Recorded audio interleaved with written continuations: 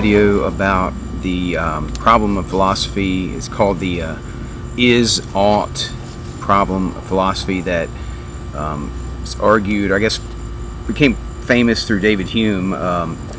It's a book here by David Belinsky points it out, and he just mentions it concisely. It says David Hume asked in the 18th century whether ought could be derived from is, and concluded that it could not. There's a gap between what is and what ought to be. The world of fact and the world of value are disjoint. They have nothing to say to one another. And that's just, if you think about it, it's intuitively obvious there that when you say, what is, you're analyzing, the material world with your senses. We talked about that, the laws of science and whatnot. Well, moral considerations is another category, and people confuse these two categories, and they'll say things like my body, my choice, for example, which that's a moral claim. To say that you have a right of ownership of your body, well, that is a moral claim. Now you can say, hey, this is a body. You can prove scientifically that, hey, I have a physical body and that I'm in this body and I'm operating it as far as I can tell. But to say that it's my body, that I own it because I'm in it, is a philosophical consideration. It's not obvious from the fact that it exists that it ought to be yours and not, say, the community of people. Maybe the community of people say that you should use your body in a particular way, and so mob rule, right? It's not your body, it's the community's body, and so it's their choice.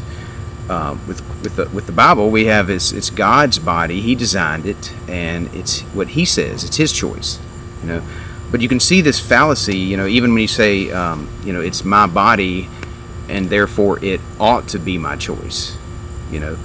That again is the same fallacy.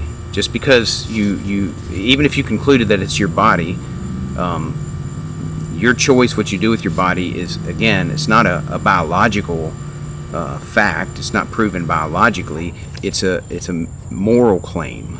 It's a claim of some right that you have.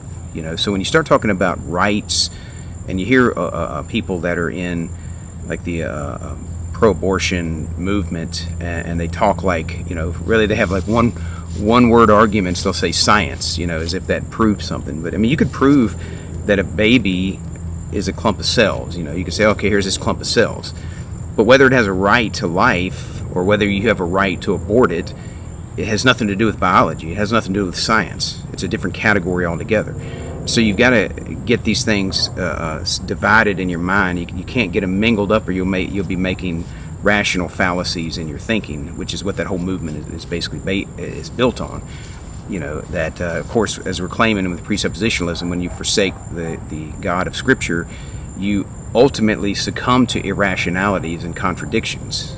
By definition, by virtue of the fact that all contradiction and unity of logic and understanding find their place in Jesus Christ. In Him are hid all the treasures of wisdom and knowledge. So any departure from Him results in contradiction.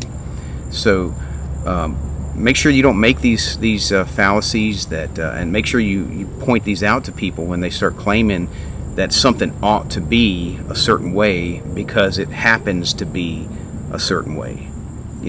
Just because a thing is the way you observe it doesn't mean that it should be a different way. The should is a moral consideration. So don't get these two things confused, or you end up in these kind of fallacies. All right.